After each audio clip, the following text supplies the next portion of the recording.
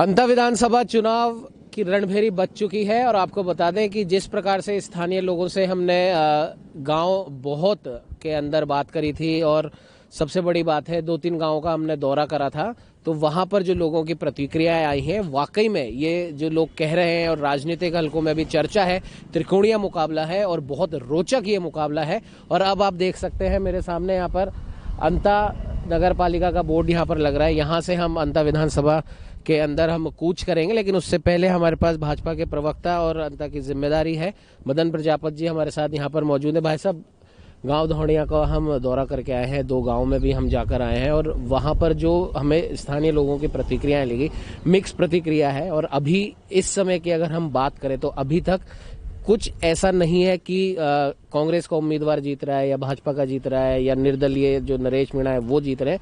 मिली जुली प्रतिक्रिया है, लेकिन सबसे बड़ी बात जो लोगों से हमें पता पड़ी है, लोग इस बार जो वोट करने वाले हैं वो विकास के मुद्दे पर करने वाले हैं।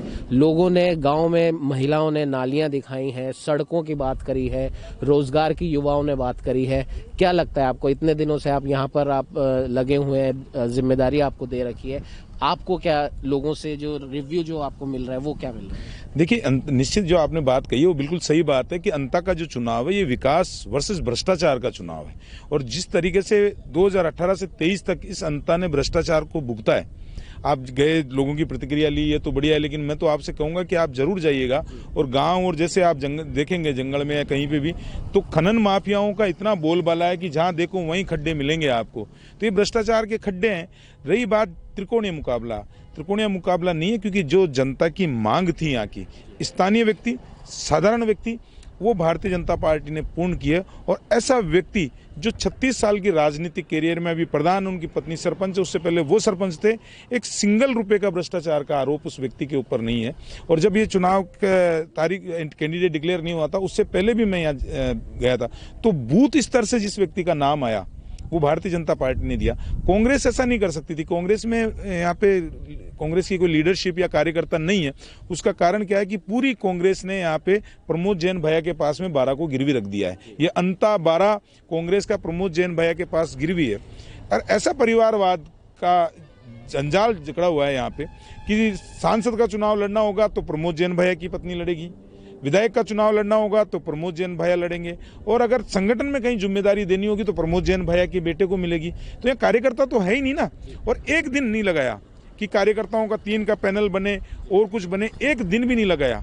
एक दिन लगाए बिना खट से उन्होंने कैंडिडेट घोषित कर दिया। तो ये दिखाता ना कि कार्यकर्ता है नहीं चुनाव लड़ने के लिए और जनता पक्ष में नहीं है। निश्चित जनता भ्रष्टाचार के खिलाफ वोट करेगी और एक ईमानदार व्यक्ति को, एक जनसेवक को, एक किसान के बेटे, मजदूर के बेटे को यहाँ से राजस्थान की विधानसभा के अंदर भेजेगी।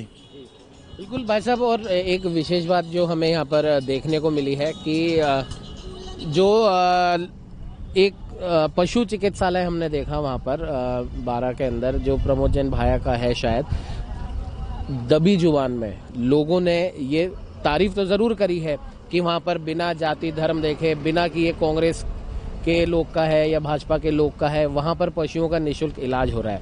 लेकिन दबी जुबान में एक बात और वहाँ पर निकल के आएगी, 35 बीघा में वो पूरा पशु चिकित्सालय फैला हुआ है और उसमें से कुछ बीघा जो जमीन है, सरकारी जमीन, वो भी उन्होंने उस पशु चिकित्सालय में दबा लिया। हालांकि ये जांच का विषय है, हम इस बात पे नहीं कह सकते, लेकिन जनता ये बात बोल रही है। देखिए, प्रमोद जैन भैया का जो ये दानदाता का जो चेहरा है, ये भ्रष्टाचार को छुपाने के लिए है। वो भ्रष्टाचार करते हैं, कहीं पशु चिकित्सालय खोल के और उस जगह पे 1000 पे कब्जा कर लेंगे। तो ये जो दानदातार का चेहरे के पीछे भ्रष्टाचार है, तो ये छुप थोड़ी सकता है। और विकास की बात जैसा आप कह रहे हैं, विकास जब भी अंता में हुआ है वो भारतीय जनता पार्टी की सरकार में हुआ है। रघुवीर सिंह कौशल जी जब बने यहाँ से, तो इस पूरे 12 के अंदर, अंता के अंदर नहर परियोजनाएं चालू हुई। और जब 2013 से 18 की जो सरकार बनी हमारी, जब प्रभुलाल सैनी जी थे मुख्यमंत्री, वसुंधरा राजे थी, उनके समय का जो विकास है, आज भी जनता, आप बीच में जाइएगा, बोलेंगे कि प्रभुलाल सैनी जी के, वसुंधरा जी के कार्यकाल में इतना विकास हुआ है इसमें। और अगर आप वही बात करेंगे 18 से 23 तक, तो पूरे राजस्थान में इससे बड़ा भ्रष्टाचार नहीं हुआ। यहाँ जो कांग्रेस के नेता थे भरत सिंह कुंदनपुर ने, उन्होंने कहा था, भाइयों रे भाइयों खूब खायो, और एक तो पूरा गांव खायो। मैं आपसे निवेदन करूंगा कि आप कैमरे के साथ में आप अपनी रिपोर्ट जो है, यहाँ खान की झोपड़ियाँ एक गांव है, वहाँ जरूर जाइएगा, दिखाइएगा कि किस तरीके से खान की झोपड़ियां पूरी की पूरी प्रमोद जैन भया भाटा ईंट सब खा गया वहां की, और आज वो गांव वहां से पलायन करने के लिए मजबूर होने की स्थिति में है, क्योंकि बच्चे मर जाते हैं, खड्डे इतने खड्डे गहरे गहरे खड्डे हो गए, बारिश का पानी भरता है, बच्चे मर जाते हैं। मैं पशुधन की तो बात ही नहीं कर रहा हूं, इंसानों की जान की वहां कोई कीमत नहीं रही है, कदर नहीं रही है। प्रमोद जैन भाया का एक ही काम है कि मुझे भ्रष्टाचार करना है और थोड़ा सा दान देके उसके पीछे छुपना है। तो वो जो छुपना है जनता जानती है। आज का जमाना सोशल मीडिया का है या आपके चैनलों के माध्यम से न्यूज जो चलती है उसका जमाना है, तो जनता को अच्छी तरह पता है दान के नाम पे भ्रष्टाचार जनता कभी भी स्वीकार नहीं करेगी। एक गांव बहुत हो सकता है, मैं गांव का नाम हो सकता है गलत प्रोनाउंस कर रहा है, एक जो गांव हम वहां पर देख कर आए थे, गांव बहुत है, अंततः उसमें ही आता है विधानसभा क्षेत्र में। वहां पर कुछ नीची जाति के कुछ लोग वहां पर मौजूद थे। उनका साफ तौर पर कहना है कि इतने साल से हमारी जाति का कोई प्रतिनिधित्व हमें कांग्रेस में देखने को नहीं मिला, जबकि हम कांग्रेस को वोट देकर आए थे। लेकिन जब से भाजपा की सरकार बनी है, भजन लाल जी मुख्यमंत्री बने हैं, तो उन्होंने हमारे समाज के एक नहीं कम से कम 4 से 5 लोगों को, भले ही पंचायत स्तर पर हो या मंत्रिमंडल में जगह हो, वो उन्होंने दी है। उप मुख्यमंत्री बैरवा साहब की उन्होंने बात करी, जो वहां के जो प्रधान है रामचंद्र बैरवा शायद उनका नाम है, उनकी उन्होंने बात करी। बोला इस चीज से भी वो जो निचली जाति के जो लोग थे वो थोड़े खुश दिखाई दिए कि अब हमारा भी प्रतिनिधित्व हम देख सकते हैं। देखिए, कांग्रेस जो राजनीति करती है वो जाति विशेष की राजनीति है, वोट बैंक की राजनीति करती है। वो कभी भी उनके भले के लिए कोई काम नहीं करेगी, दिखावा करेगी, उनको बोलेगी और भ्रमित करेगी, डराएगी कि भाजपा आ जाएगी तो ऐसा होगा। लेकिन जो प्रधानमंत्री नरेंद्र मोदी जी का है सबका साथ, सबका विकास और सबका विश्वास, इसी लाइन पे काम किया। और माननीय मुख्यमंत्री भजन लाल शर्मा जी का कार्य तो सभी जातियों का बहुत अच्छा है। जब पहली बार राजस्थान के इतिहास में ऐसा हुआ है कि जब सरकार बनी तो जिन छोटी जातियों का प्रतिनिधित्व विधानसभा के अंदर नहीं होता है उनको प्रतिनिधित्व बोर्ड के माध्यम से दे दिया। अन्यथा होता क्या है, सरकार जारी होती है और 5 महीने 6 महीने के लिए बोर्ड का अध्यक्ष बनाते हैं। तो मैं आपको कह रहा हूं ना, जिन जातियों का प्रतिनिधित्व नहीं है उनको बैकडोर के तरीके से दिया। और हम अंतिम पंक्ति में बैठे हुए व्यक्ति की सेवा करना चाहते हैं, जात पात से ऊपर उठ के चाहते हैं। लेकिन कोई जाति की अगर किसी जगह भागीदारी कम है तो वो भी सुनिश्चित करने का काम भारतीय जनता पार्टी करती है।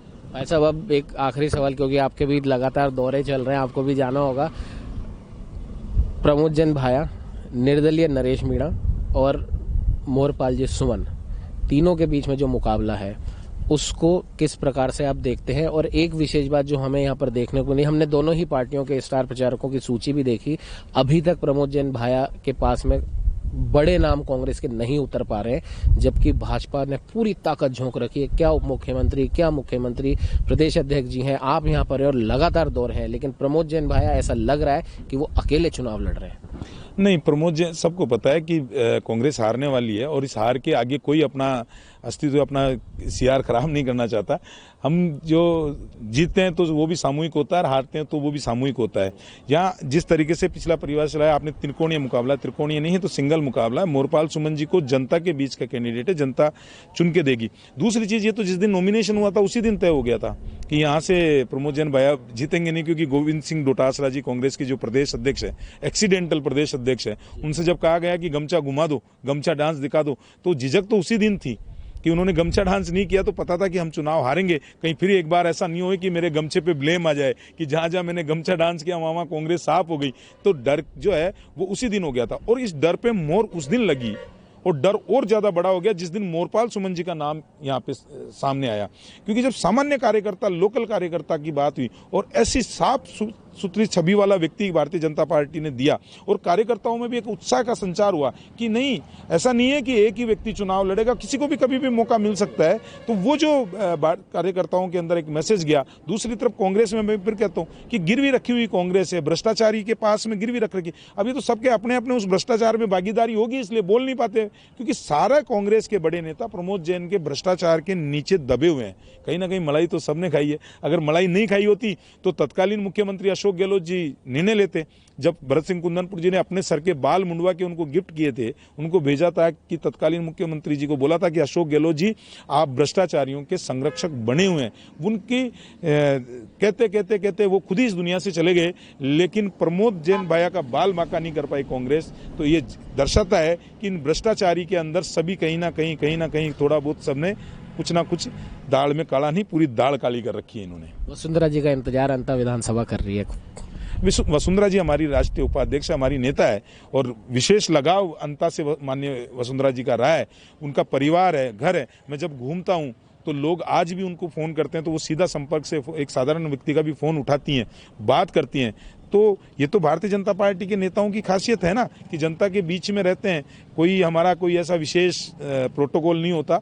ये प्रोटोकॉल हमारे लिए जनता होती है और सामान्य व्यक्ति इतना प्रेम करता है वसुंधरा राजे जी से कि वो कहें जैसा हो जाता है। और महारानी साहिबा भी अब जब जरूरत पड़ती है फ़ोन उठाती हैं, बात करती हैं, तो जनता के दिलों में राज करती हैं वो।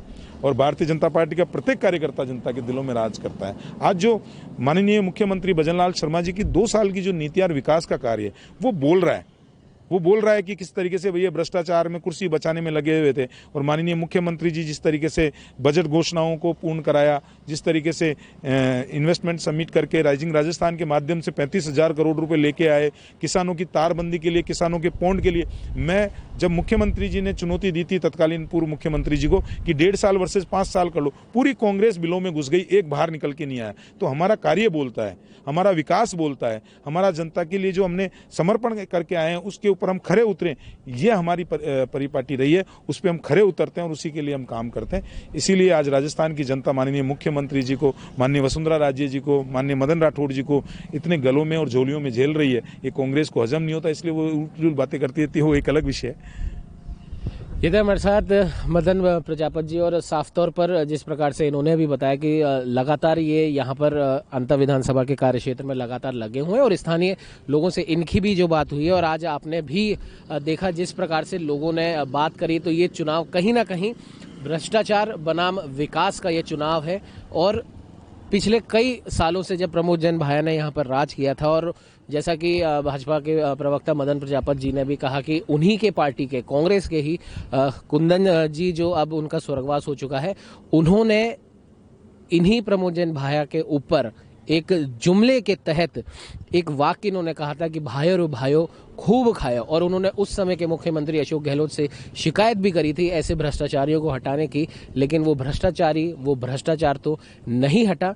और अब एक बार फिर से अंतर विधानसभा की जनता की कसौटी पर ये उम्मीदवारी भले प्रमोद जैन भाया की हो, भाजपा के मोहरपाल सुमन की हो या निर्दलीय नरेश मीणा की हो, देखने वाली बात है कि आने वाली 11 तारीख को वो कितनी खरी उतरती है।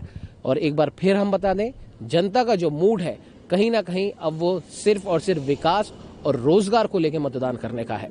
सहयोगी कैमरामैन अजय के साथ उमंग माथुर, न्यूज़ 21।